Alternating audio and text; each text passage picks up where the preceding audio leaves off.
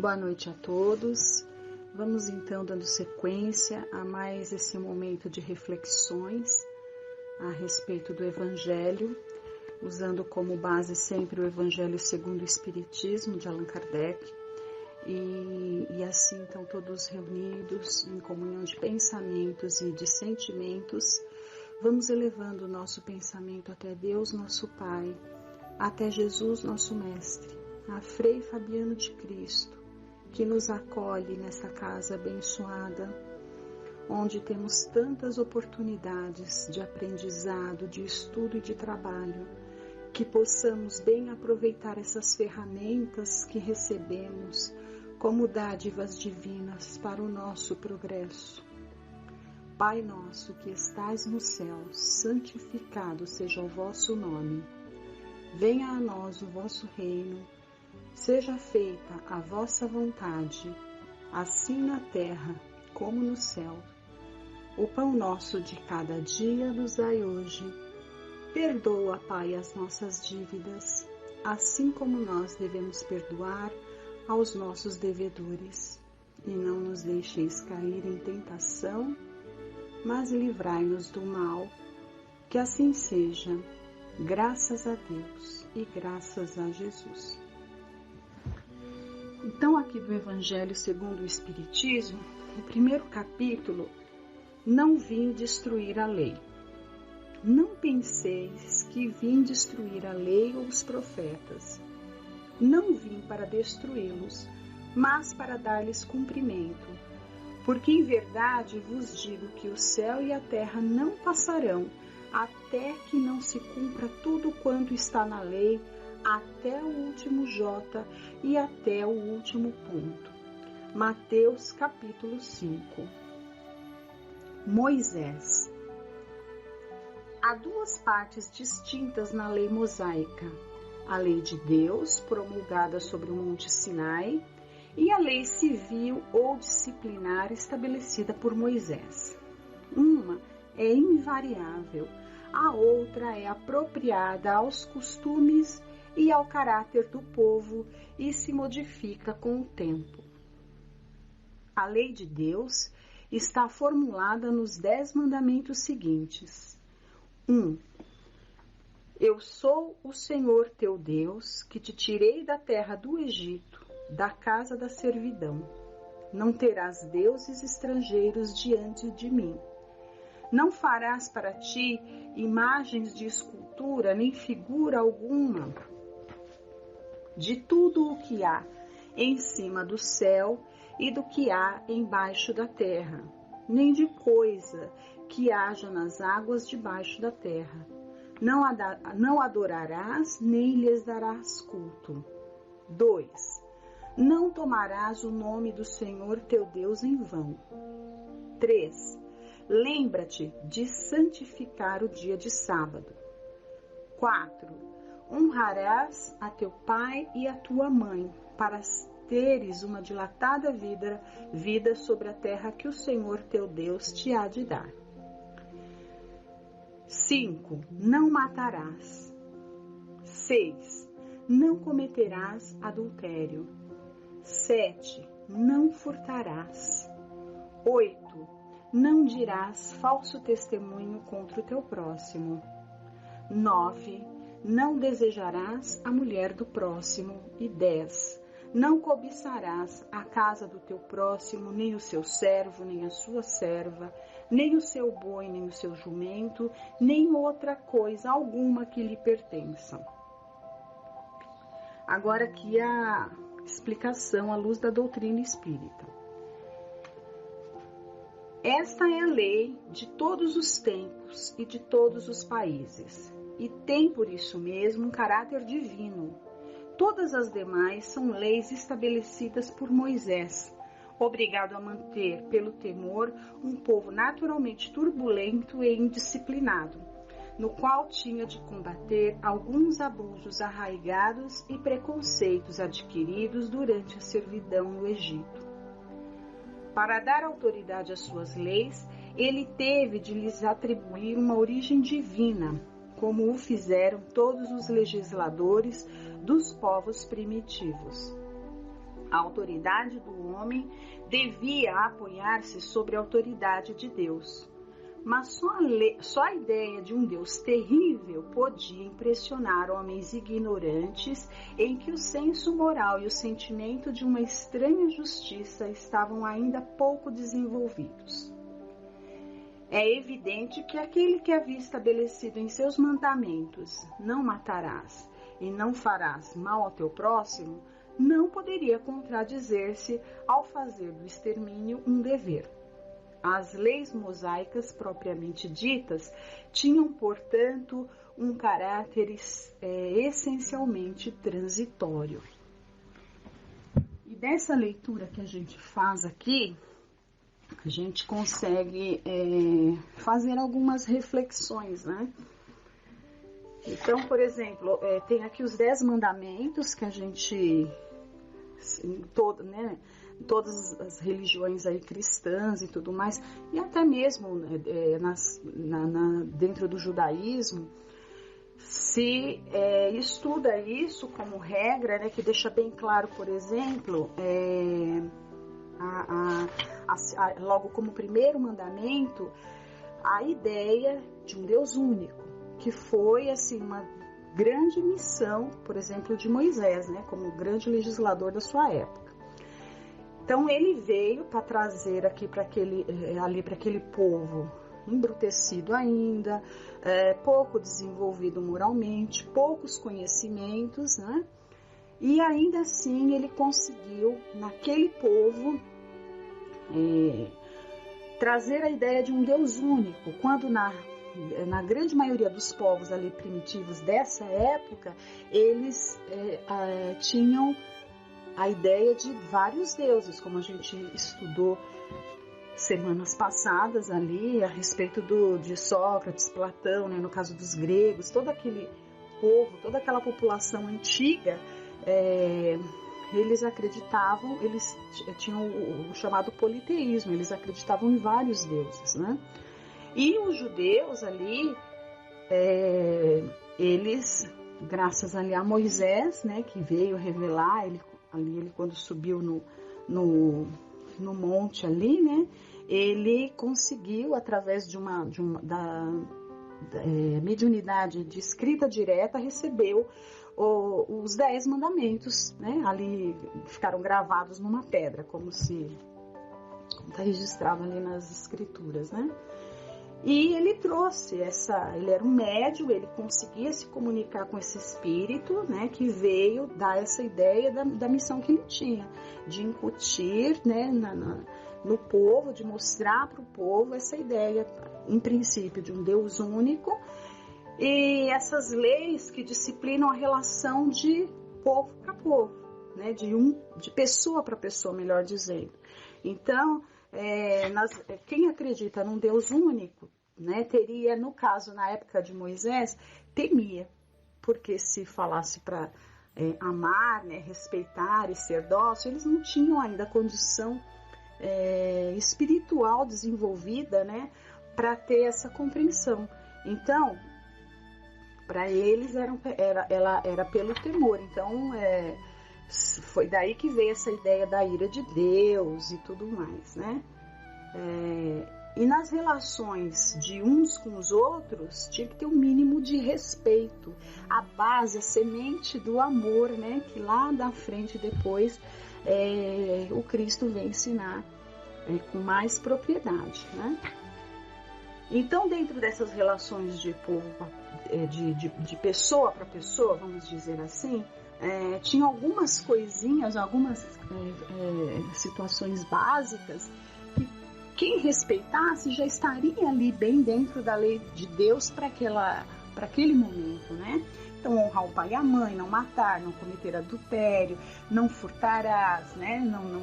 Não dizer falso testemunho, não ter a inveja de desejar as coisas do próximo, enfim, o mínimo de respeito de uns para com os outros, né? De respeitar os direitos dos outros, de ter um mínimo de freio, de limite para os desejos, para as vontades. Então, resumido nessas nessas 10 leis aqui.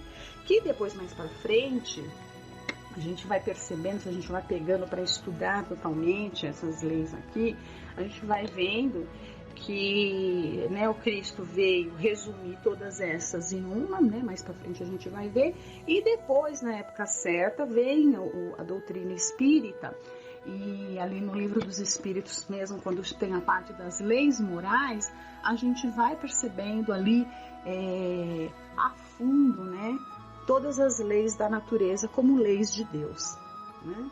Então, inicialmente, as reflexões são essas aqui. E outra coisa que se confunde, e está dizendo, nesses povos aí mais primitivos, porque desde que o homem começou a se reunir para viver em sociedade, desde que ele percebeu que sozinho ele seria... sozinho ele não conseguiria sobreviver, né? Ele teria que unir forças para poder desbravar aí as intempéries, unir forças para poder conseguir ter um mínimo de progresso. Então, quando os homens foram percebendo isso, foi se percebendo também que a relação de pessoa para pessoa é muito difícil. Então, quando a gente está sozinho, ninguém assim, né? A gente não tem problemas, né? Não perdemos a paciência, estamos sozinhos. Mas também a gente não tem oportunidade de evoluir. Então isso a gente já tem aprendido, né? E também a gente não tem a possibilidade de evoluir, como a gente precisa evoluir, isso é inerente, está dentro da gente, né? A gente acaba ali forçosamente tendo que se relacionar.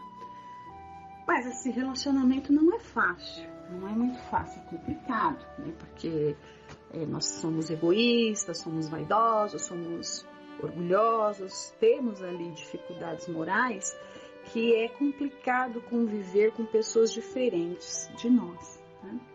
Então, entre povos ali bem embrutecidos, o que aconteceria, né? Naturalmente, se deixasse ali se guiar pelos instintos, se degladiariam, né? Mas então ia acabar levando à extinção da espécie. Então tinha que ter regras ali mínimas para poder conviver uns com os outros. Então essas 10 regras ali vieram para estabelecer algumas coisas, mas e para cumprir, né? Como se faz para cumprir? A gente cumpre de boa vontade? Às vezes, né? A gente está vivendo um momento agora, tem países aí que quem sair de casa ou quem usa máscara e tudo mais tem que pagar multa, porque a conscientização simples, né, de que é necessário fazer essas coisas, às vezes para muitas pessoas não consegue. Então isso, veja, hoje, né, nós aqui plenamente não diria, mas já bem, né, com a nossa inteligência desenvolvida e tudo mais, a gente precisa de regras para nos forçar a fazer coisas, porque se deixar a nossa consciência a gente não faz, né? Precisamos ter lei para poder usar cinto de segurança, porque senão ninguém usava, enfim, né? Uma série de situações assim. Então, Moisés, dentro da sua missão, né? Então tem a parte humana dele, que foi a de criar mecanismos para fazer com que aquele povo embrutecido conseguisse observar minimamente aquelas 10 leis ali divinas, né, de convivência. Então ele deu o quê? Ele deu um caráter, a parte humana ele deu um caráter divino também, para poder ter um mínimo de controle. Então, quem não cumprisse, quem não fizesse aquelas coisas, estaria provocando a ira desse Deus, né? E coisas ruins aconteceriam. Então, essas pessoas, elas da época, né? Esses espíritos que viveram ali nessa época, estavam encarnados nessa época, eles tinham medo. Então, tudo era baseado no medo, né? E aí, ele foi, ao seu modo ali, tendo que criar pequenas regras ali para, né, de bem-estar, de higiene, enfim, de um monte de coisa para poder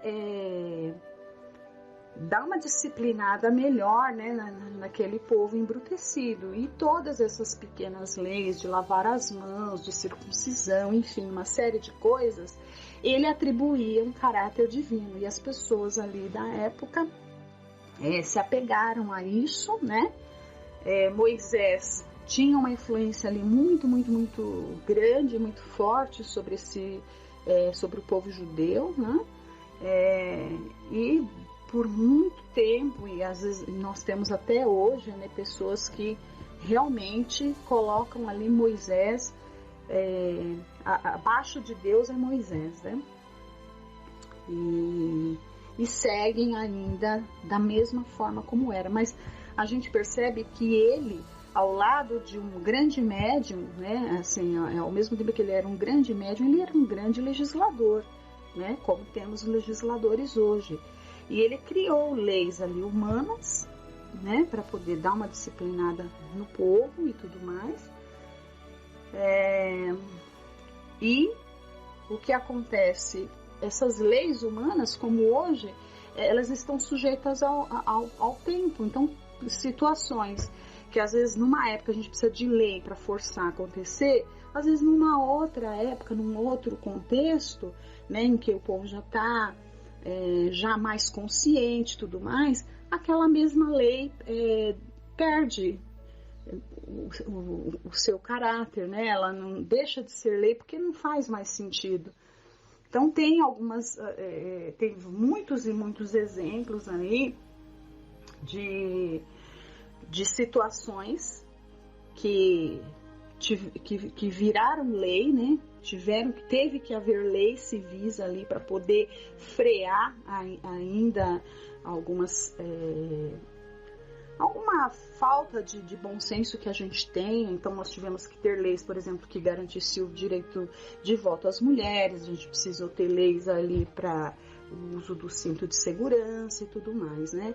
E ao lado disso a gente vai percebendo, né, um marcador, só uma curiosidade, da nossa inferioridade moral, né? Como que para coisas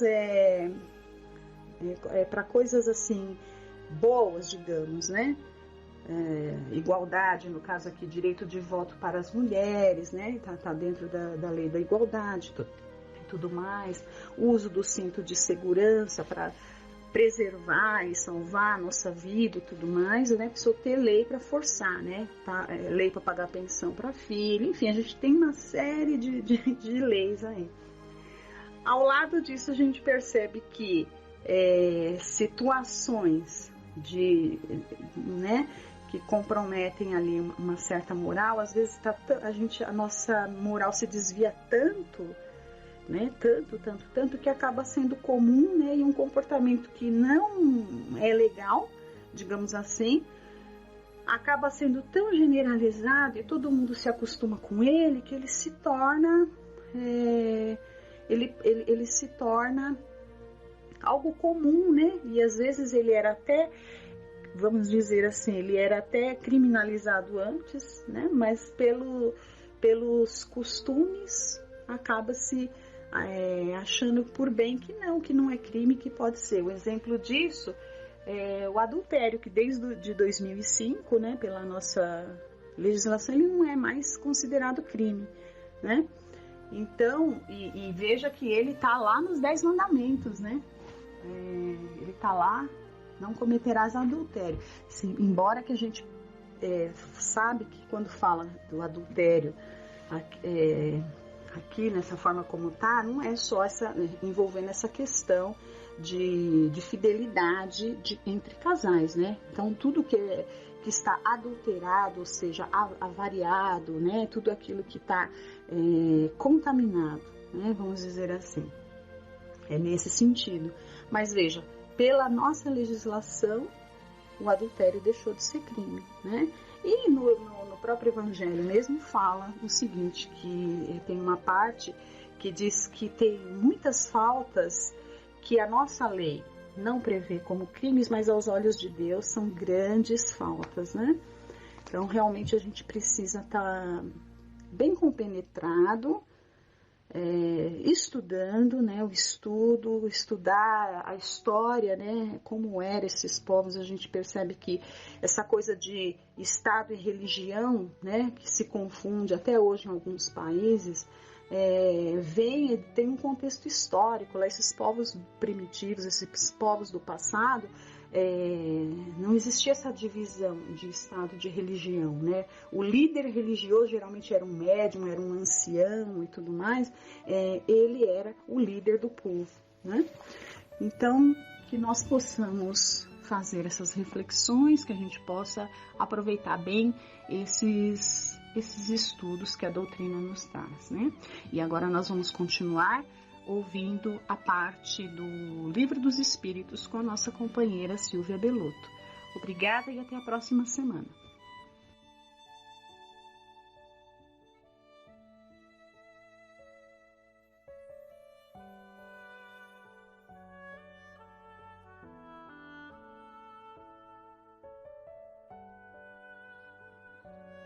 Boa noite a todos. Obrigada, Sueli. Hoje nós vamos ver sobre a progressão dos espíritos. Está no Livro dos Espíritos, escrito por Allan Kardec. É a parte 2 do Livro dos Espíritos. A questão 114. Os espíritos são bons ou maus por natureza ou são eles mesmos que procuram melhorar-se? Resposta. Os espíritos mesmos se melhoram. Melhorando-se, passam de uma ordem inferior para uma superior. Os espíritos, em seu início de sua existência, começam a tomar consciência de si mesmos, como um ser individual e com poder de escolher o que fazer e como fazer. Vão adquirindo conhecimentos sobre si mesmo, sobre os outros, seus semelhantes e sobre seus atos e as consequências. E, à medida que evoluem, tornam-se responsáveis pelos seus atos e devem assumir as consequências. Tudo isso em muitas encarnações. Primeiramente em mundos primitivos e depois em mundo de provas e expiações. No início de sua evolução, o espírito não tem provas e expiações, mas só quando se tornam conscientes de si e de seus atos. Agora vamos à questão 115. Uns espíritos foram criados bons e outros maus? Resposta dos espíritos. Deus criou os espíritos simples e ignorantes, ou seja, sem conhecimento. Deu a cada um deles uma missão, com o fim de os esclarecer e progressivamente conduzir à perfeição, pelo conhecimento da verdade e para os aproximar dele. A felicidade eterna e sem perturbações, eles a encontrarão nessa perfeição. Os espíritos adquirem o conhecimento passando pelas provas que Deus lhes impõe. Uns aceitam provas como submissão e chegam mais prontamente ao seu destino. Outros não conseguem sofrê-las sem lamentação e assim permanecem por sua culpa distanciados da perfeição e da felicidade prometida. Bom, Deus é um conhecedor profundo de suas criaturas e escolhe a prova, ou seja, as situações principais que cada um deve passar para desenvolver seus aspectos humanos e humanitários. Há aqueles que vivenciam as situações da vida e as aceitam como sendo da vontade de Deus, e outros se revoltam, se recusam a enfrentar certas dificuldades. Estes precisam renascer para refazer o caminho, desenvolver suas capacidades de realizações. No livro Céu e Inferno, escrito por Allan Kardec, tem vários relatos de espíritos sobre como vivem no plano espiritual após a última encarnação na Terra. Para as nossas reflexões, vou ler no livro Céu e Inferno, por Allan Kardec, a segunda parte do livro, no capítulo 4, onde há relatos de espíritos sofredores. E eu escolhi sobre o Sr. François Riquier. Iniciando a leitura. Era um velho celibatário, avarento e muito popular, falecido em uma cidade cujo só tem a letra inicial, letra C. em 1857, legando aos parentes colaterais considerável fortuna. Em tempo fora locador de uma inquilina, que mais tarde o esquecera completamente, ignorando até se ainda ou não vivia. Em 1862, uma filha desta senhora, sujeita a crises de catalepsia seguidas de espontâneo sono magnético e também bom médium escrevente, viu num desses sonos o Sr. Riquier, o qual assegurava pretendia dirigir-se à sua mãe. Passados alguns dias, uma vez que se manifestara espontaneamente, confirmando aquele intuito, entretiveram com ele a seguinte conversação. Ela pergunta: que pretendeis de nós? Ele responde: o dinheiro do qual se apossaram os miseráveis a fim de o repartirem, venderam fazendas, casas, tudo para se locupletarem. Desbarataram meus bens como se não mais me pertencessem.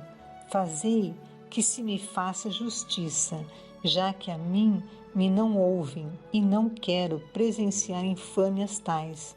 Dizem que eu era usurário e guardaram-me o cobre. Por que não mo querem restituir? Acharão que foi mal ganho?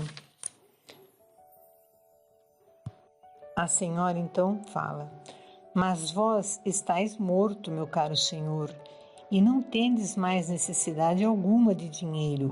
Implorai a Deus para vos conceder uma nova existência de pobreza, a fim de expiardes a usura desta última. E o Espírito então diz: não, eu não poderei viver na pobreza. Preciso do meu dinheiro, sem o qual não posso viver.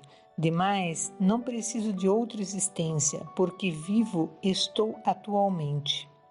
E a senhora pergunta: sofreis? Ela faz essa pergunta para que, no intuito de chamá-lo à realidade. E ele diz: sim, sofro piores torturas que as da mais cruel enfermidade, pois a minha alma quem as padece.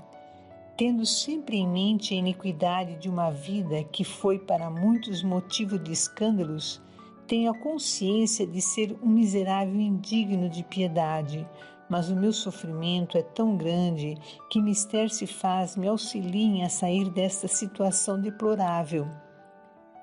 E a senhora diz: oraremos por vós. E ele então agradece: obrigado.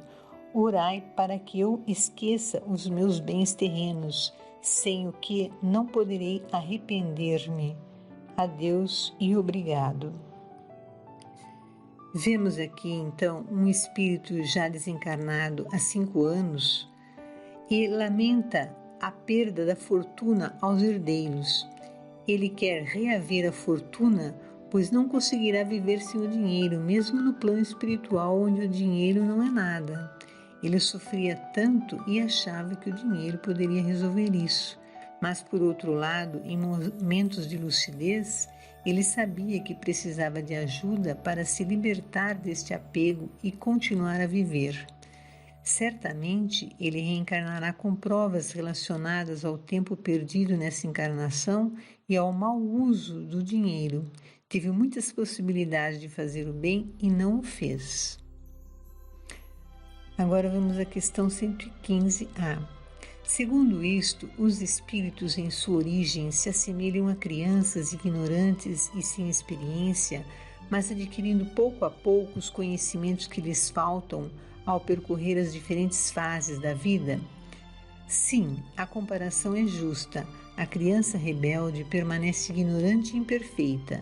Seu menor ou maior aproveitamento depende da sua docilidade.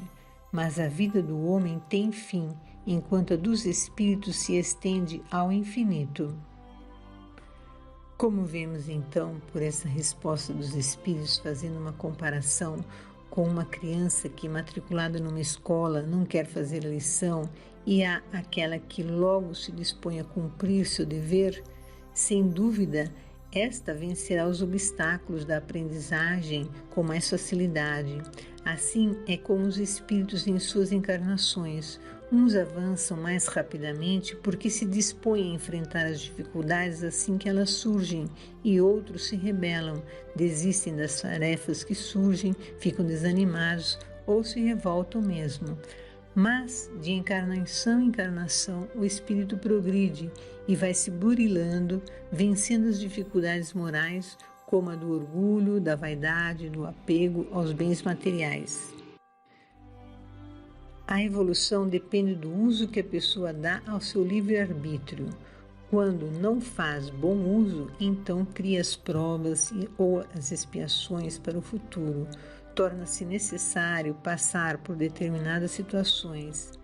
Há aqueles que insistem nos enganos, mas Deus tem recursos para fazer seus filhos avançarem em sua evolução. Chega um dia em que ele não vê outra saída a não ser o caminho do bem, a única forma de evitar o sofrimento moral. Num trecho da questão 116, é perguntado se haveria espíritos que ficariam eternamente nas classes inferiores, e os espíritos respondem: um pai justo e misericordioso não pode banir eternamente os seus filhos. Querias que Deus, tão grande, tão justo e tão bom, fosse pior que vós mesmos? Vemos por essa resposta que a maldade e o sofrimento não são eternos. Agora vamos à questão 119.